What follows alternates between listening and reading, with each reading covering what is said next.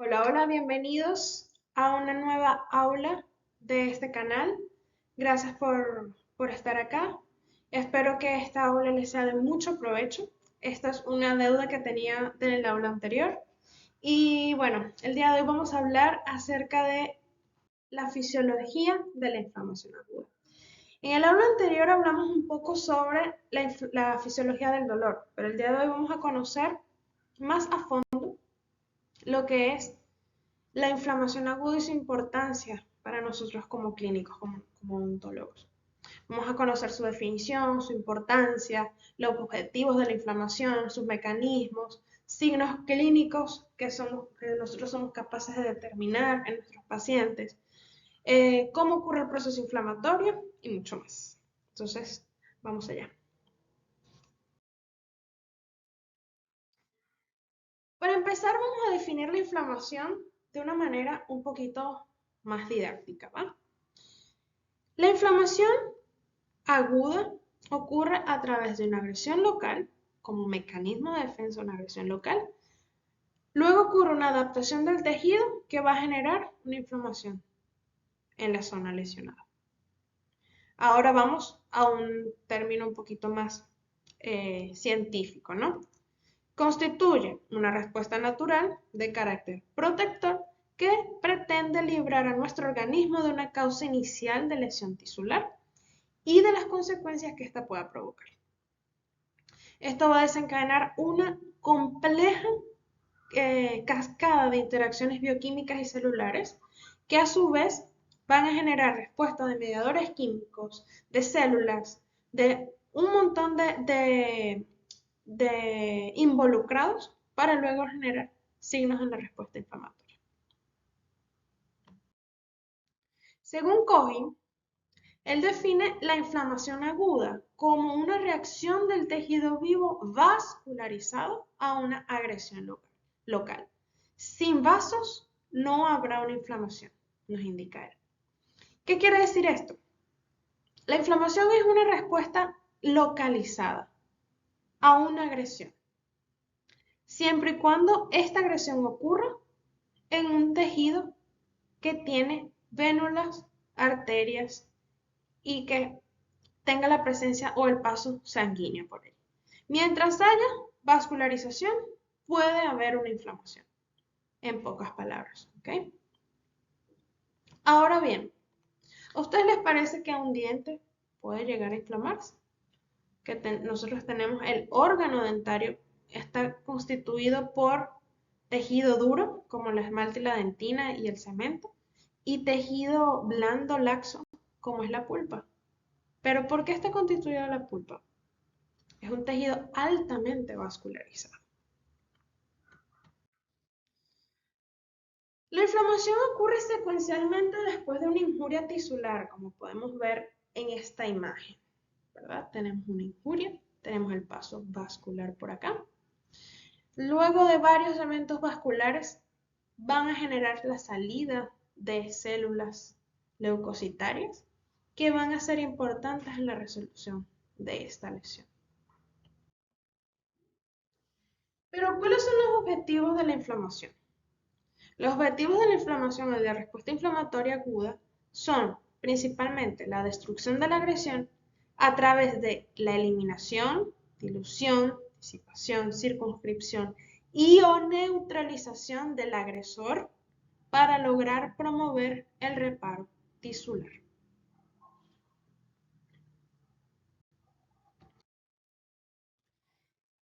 ¿En qué se podemos diferenciar o cómo podemos diferenciar la inflamación aguda de la inflamación crónica?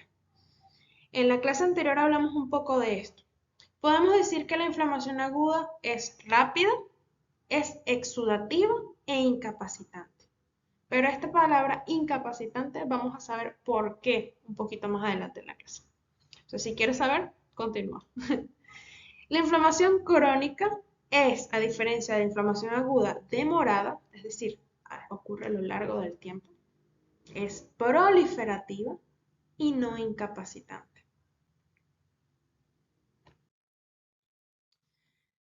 Hay algo muy interesante en la inflamación aguda, que es que cuenta con dos mecanismos de la inflamación. dos. El exudado inflamatorio, que ocurre a través de la exudación, el exudado del vaso de sustancias, y estas sustancias son acumuladas en el tejido lesionado. Estas sustancias pueden ser proteínas del plasma, proteínas de la coagulación, proteínas del sistema complemento, mediadores químicos. Y el segundo mecanismo que tenemos presente en la inflamación es el infiltrado inflamatorio. ¿Ok?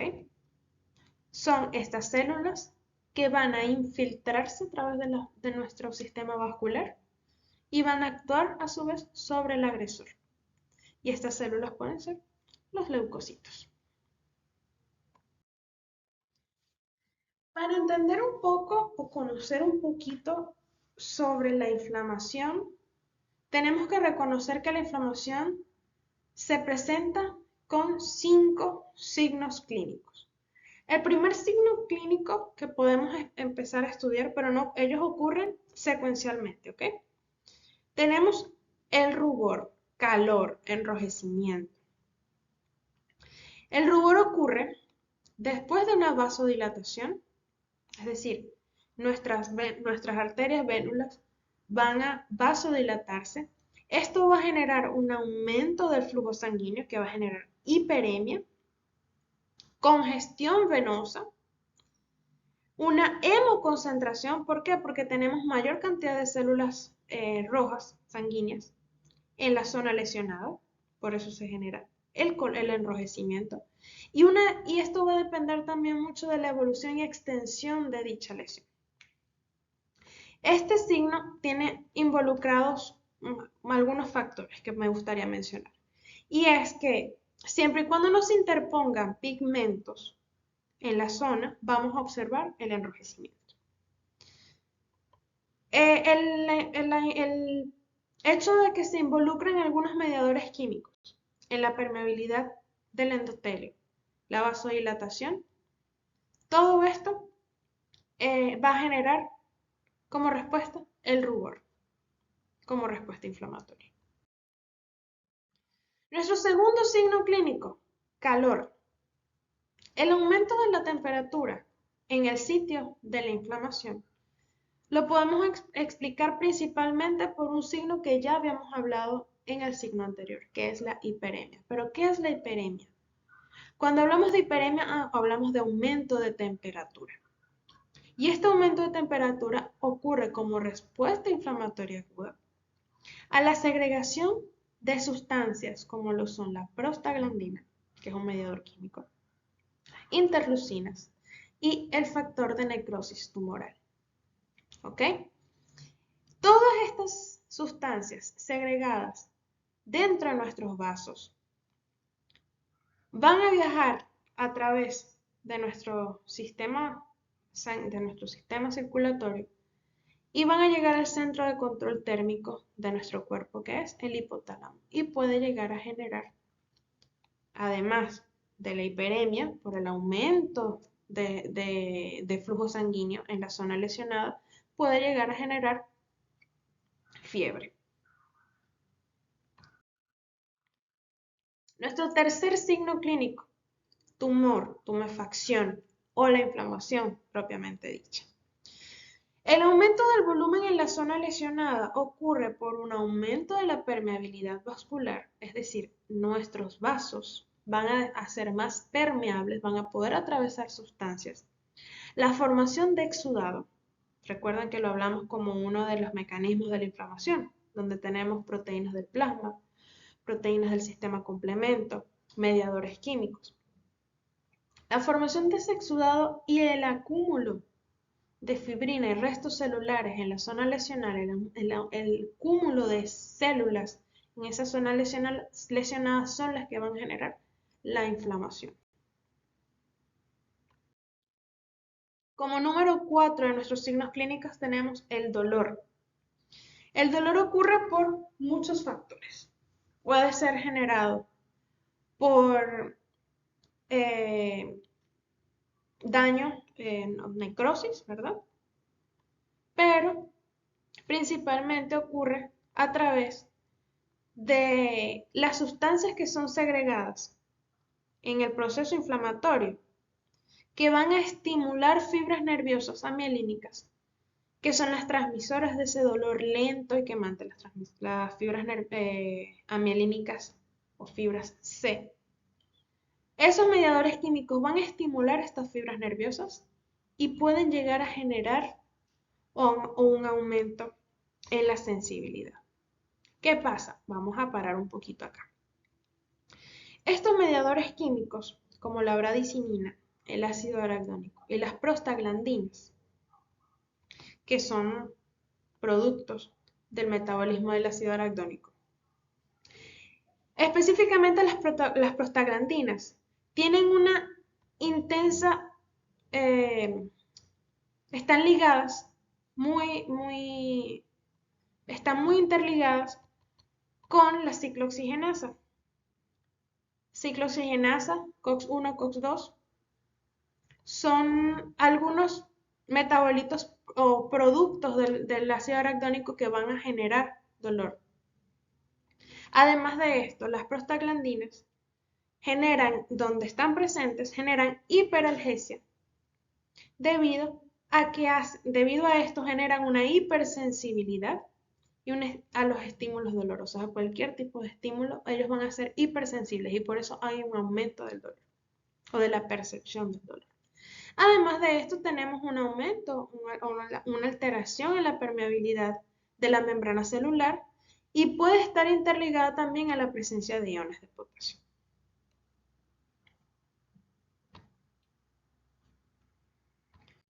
Y como signo número 5, tenemos la pérdida de la función. Recuerden que hablamos de que la diferencia entre la inflamación aguda, una de las diferencias entre la inflamación aguda y la inflamación crónica es la pérdida de la función o que sea incapacitante, pues de esto estamos hablando. Este signo clínico fue relatado en la literatura por Virchow como el quinto signo clínico de la inflamación.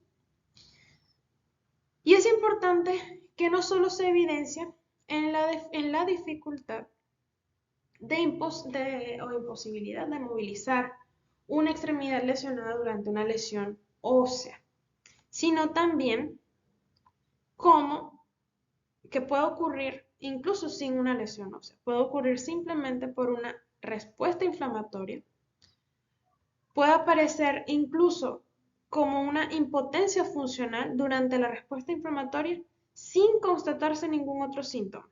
Simplemente hay una pérdida en la fuerza de una extremidad por una destrucción tisular, por ejemplo.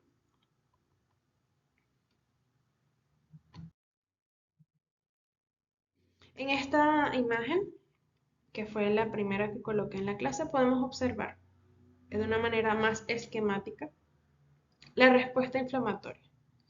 Tenemos acá nuestra vena, ¿verdad? Ocurre un aumento o una vasodilatación, ¿no? Aumento en la luz del conducto.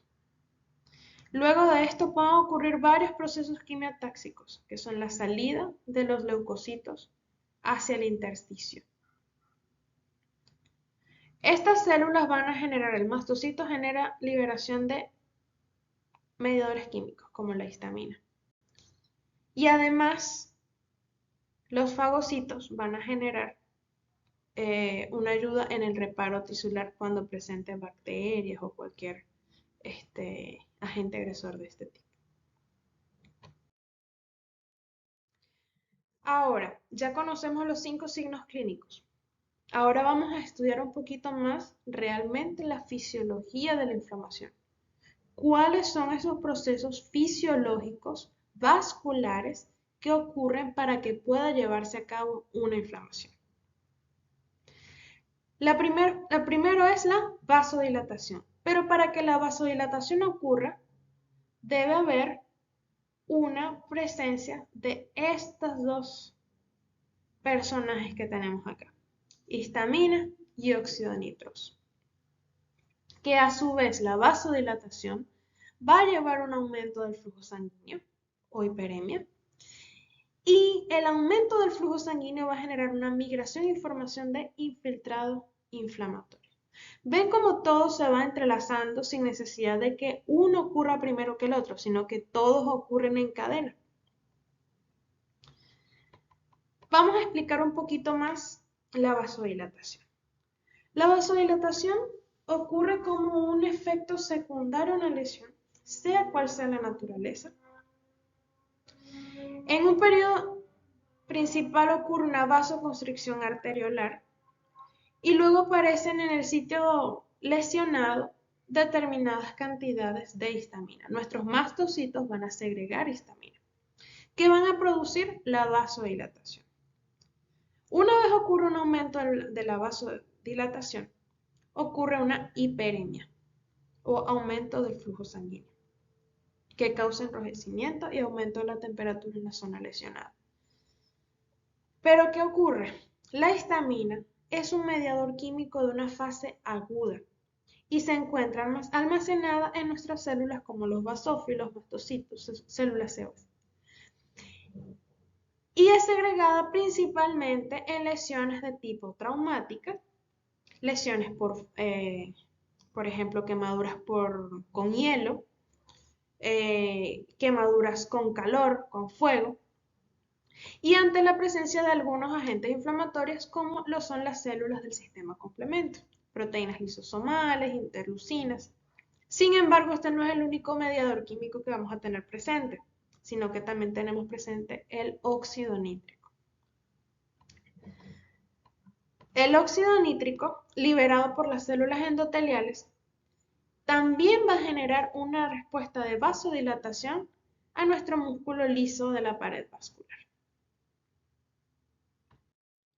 Esta imagen me gusta mucho porque aquí podemos observar lo que es un vaso sin vasodilatación. ¿Ven? Este sería el músculo liso de nuestro vaso. Y la vasodilatación, vean cómo aumenta la cantidad de sangre que puede pasar por este vaso. Ahora bien, la vasodilatación puede ocurrir en 6 pasos, podríamos hacerlo así. Aunque ocurran en una forma secuencial, simultánea, podríamos separarlo en 6.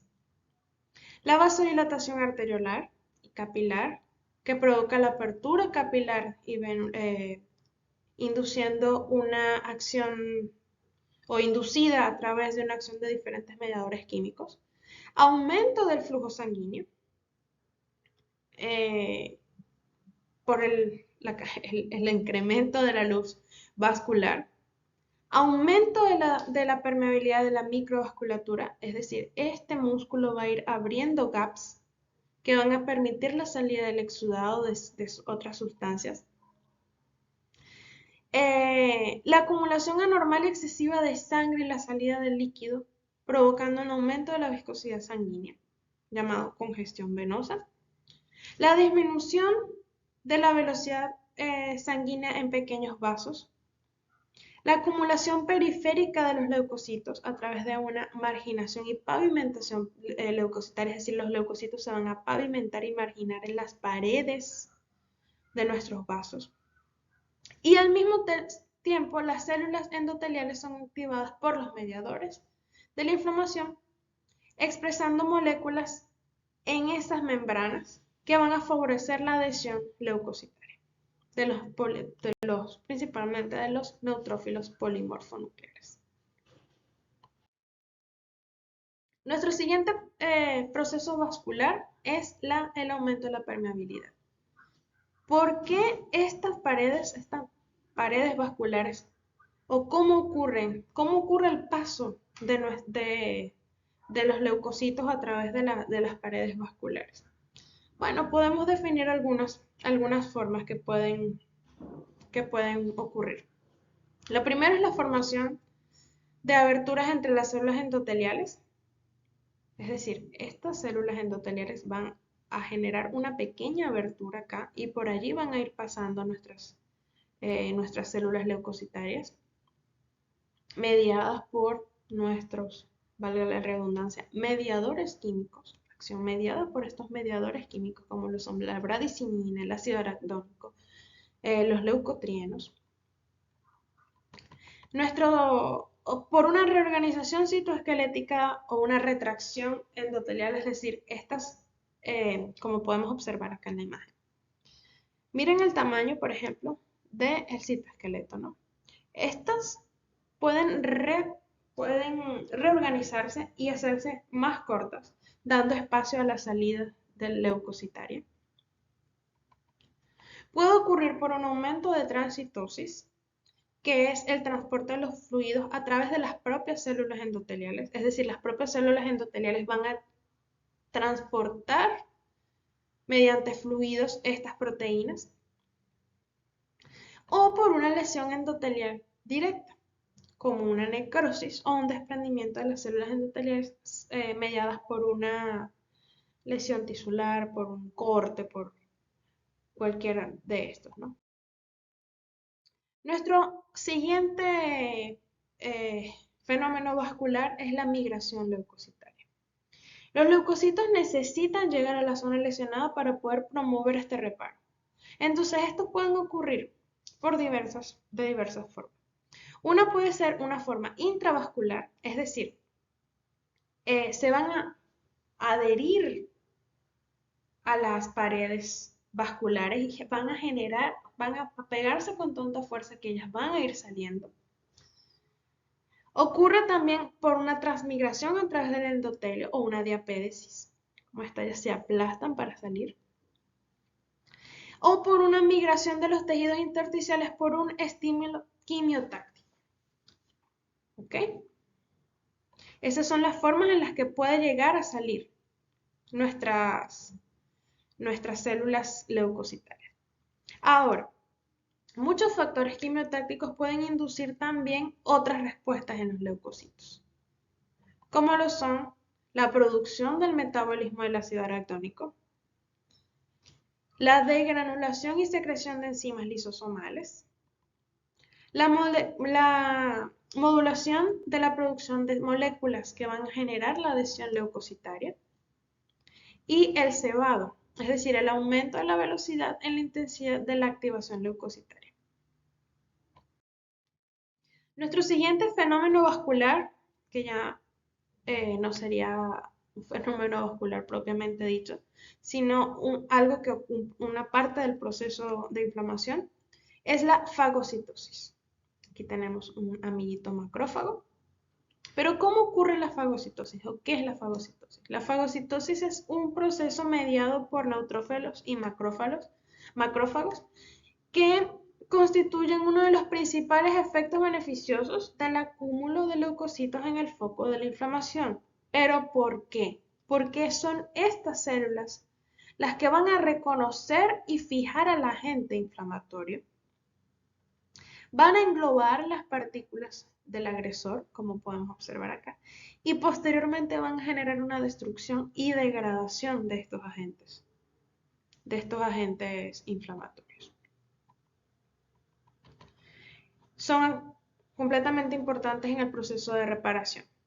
Y además, este mecanismo va a generar a su vez otro mecanismo llamado mecanismo oxidativo, que es cuando nuestros fagocitos actúan sobre un cuerpo extraño y proceden a destruirlos o degradarlos, como el caso de una bacteria, y el consumo de oxígeno aumenta, como ocurre por ejemplo en la glucogenólisis, y el incremento del consumo de oxígeno genera un estallido oxidativo que va a generar algunas especies de reactivas de oxígeno llamados radicales libres, que a su vez tienen efectos antimicrobianos. Entonces ellos, después de la destrucción y degradación de nuestro agente agresor, además de eso van a generar a través del estallido oxidativo efectos antimicrobianos.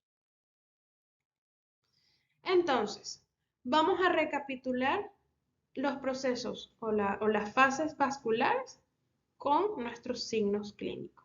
Muy importante. Primero ocurre la vasodilatación a través de la segregación de mediadores químicos. ¿Recuerdan? ¿Cuáles son esos mediadores químicos? Histamina, óxido nítrico. Aumenta el flujo sanguíneo por el aumento de la luz del vaso, que nos va a generar calor. Una vez ocurre el aumento del flujo del vaso sanguíneo, ocurre un aumento en la permeabilidad de los capilares que va a generar liberación de los fluidos y quimiotaxis, salida de nuestros leucocitos o migración leucocitaria a la zona lesionada, que va a generar rubor por la liberación de fluido y el aumento de sangre de fluidos en la zona, va a generar rubor. El aumento de la presencia de leucocitaria en la zona va a generar edema y una respuesta sistémica va a generar dolor. ¿Por qué se genera el dolor? Por la presencia de mediadores químicos como la bradixinina, prostaglandinas, ácido aracdónico, COX-1, COX-2, etcétera, etcétera. Y como todo esto ocurre a través de nuestro sistema circulatorio, esto va a viajar a través de nuestra sangre y va a poder generar sistémicamente una respuesta como lo es la fiebre. La producción de los mediadores químicos ocurre dependiendo de la lesión que vaya a ocurrir, ¿no? Que se esté presentando. La lesión puede ser traumatismos, cuerpos extraños, microorganismos. Va a generar la producción de mediadores vasoactivos, como la histamina, serotonina, bradicinina, cotrienos o prostaglandinas, entre otros que ya hemos hablado. Va a generar el aumento de la permeabilidad vascular. Este aumento de la permeabilidad vascular va a generar factores quimiotáxicos, como ya hablamos de las células del sistema complemento, lipoxigenasa, lipocinas, monocinas, que va a generar a su vez, una vez presente en la zona lesionada, la activación de las células inflamatorias y a su vez la inflamación. Entonces, así ocurre la producción de mediadores químicos. Si no hay una lesión, no va a producirse una lesión o algún estímulo que vaya a generar la producción de mediadores vasoactivos, no va a ocurrir una inflamación. Y si no hay vasos, no hay inflamación, ¿ok? Muy importante recordar esto. Ahora bien, en la inflamación aguda tenemos tres tipos de exudados. Muy importante, porque dependiendo del grado de la inflamación, estos podemos irlos clasificando. El primer tipo de exudado tenemos el tipo seroso. Ocurre una inflamación leve, por ejemplo, como este ejemplo, el fluido de una ampolla, por ejemplo, cuando algo te está lastimando seguidamente, constantemente, se te va a generar una inflamación leve, que lo conocemos como ampolla. Este es un fluido claro con bajo contenido de proteínas y células, ¿no? Sin embargo, esto también es un proceso, una respuesta a nuestro cuerpo para sanar ese tejido que fue lesionado. Nuestro siguiente tipo de exudado es el exudado fibrinoso, que es rico en proteínas como el fibrinógeno. Y esto, cuando el fibrinógeno entra en el tejido, exuda y se coagula. Eso es como cuando tenemos esos hematomas, por ejemplo. El último es cuando tenemos una inflamación aguda mucho más notoria, que es ese exudado supurativo, el purulento. Este exudado es rico en neutrófilos polimorfonucleares y en material de degradación de fagocitos. Es decir, después de que nuestro cuerpo intentó hacer todo lo posible para regenerar ese tejido, para curar ese tejido, se generó un exudado inflamatorio de tipo supurativo. Ahora, ¿cómo podemos asociar nosotros la inflamación aguda al dolor? Cuando hablamos de odontología, dolor dentario, podemos decir que nuestro diente es un espacio confinado, es un espacio pequeño, ¿verdad? Ya hablamos de que la pulpa está recubierta por tejido duro, como es la dentina, el esmalte y el cemento. Es un espacio completamente cerrado, que si llega a presentarse un edema dentro, que ya conocemos cómo ocurre el edema, por un aumento en la cantidad de celular en la zona lesionada. Y este edema presiona las terminaciones nerviosas, que ya sabemos que la pulpa es un tejido altamente vascularizado, va a generar una exacerbación del dolor, un dolor insoportable que no va a tener salida a menos que nosotros podamos intervenir. Esta es la asociación que tiene el dolor con la inflamación aguda. Pero ¿qué pasa cuando la inflamación aguda no se resuelve? La inflamación aguda va a evolucionar y tenemos una respuesta inflamatoria crónica, ¿okay? Que hablamos de que es demorada, proliferativa y no incapacitante. Ya nuestro cuerpo se adaptó tanto para evitar la pérdida de la función que nos incapacita. Cuando una lesión está instaurada, tiene varios caminos. Persiste en el tiempo y nosotros no le ponemos atención y termina siendo una inflamación crónica. O es una inflamación de respuesta rápida, como la inflamación aguda, que puede llevar varios caminos a su vez, como son la resolución del caso, cuando son lesiones muy pequeñas o inflamaciones pequeñas, un absceso, la regeneración y reparación, o en la persistencia del agresor, una inflamación crónica.